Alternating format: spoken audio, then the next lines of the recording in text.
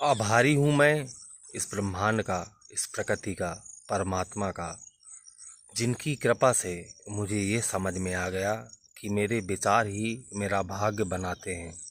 जी हाँ, बहुत से लोगों को अभी ये भी मालूम नहीं है कि हमारे विचारों में कितनी पावर है, कितनी शक्ति है। जिस पर हमारा ज़्यादा फोकस जाता है, जिस पर हमारी ज़्यादा ऊर्जा जाती है, वो चीज़ हमारे जीवन में घटित होने लगती है। वो घटना जिसको हम बार बार याद करते हैं, दोहराते हैं, जो घटना हुई नहीं है, हम उसकी कल्पना करते रहते हैं। हमारी ऊर्जा अगर उसमें जा रही है तो वो घटना हमारे जीवन में निश्चित आएगी। साथियों, हमारे विचारों में इतनी शक्ति है कि इससे हम कुछ अच्छा भी आकर्षित कर सकते हैं और इससे अपने जीवन में कुछ बुरा भी आकर्षित कर लेते हैं। इस पर सतर्क होने की आवश्यकता है। विचारों की शक्ति के जाने बिना मनुष्य अपने जीवन को अपने हिसाब से नहीं जी सकता।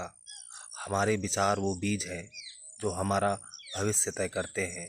देखिए, विचारों से ही, जैसे पहले कोई विचार आता है जब भी हम उस कर्म को करते हैं। अगर मुझे प्यास लगेगी तो पहले मेरे दिमाग में एक विचार आएगा कि मुझे प्यास लगी है। फिर मैं उठूँगा, गिलास उठाऊँगा और पानी पीऊँगा, तब मैं कर्म करूँगा। उस कर्म से मुझे जो फल मिलेगा, मेरी प्यास शांत होगी। इसी तरह से कोई भी विचार, सकारात्मक हो या नकारात्मक, पहले दिमाग में जन्म लेता है। फिर वो, अगर उसको हम उस पर अपनी ऊर्जा, अपना फोकस, अपनी अटेंशन देते हैं, बार बार उसका चिंतन करते रहते हैं, तो फिर हम उसी हिसाब से कर्म करने लगते हैं। जब कर्म उसी हिसाब से करेंगे तो हमारी भावनाएं उत्पन्न होंगी। जब भावनाएं उत्पन्न होंगी तो हम उस घटना को, उस चीज़ को अपने जीवन में आकर्षित कर लेंगे। तो अच्छा भी है और बुरा भी है। अच्छा उन लोगों के लिए है जो जानते हैं, समझते हैं। देखिए, विचार आना, कोई नकारात्मक विचार आ रहा है, आना बस आने बस से कोई नुकसान नहीं है। हमारे तो दिन भर 50 से 60 हज़ार विचार आते हैं।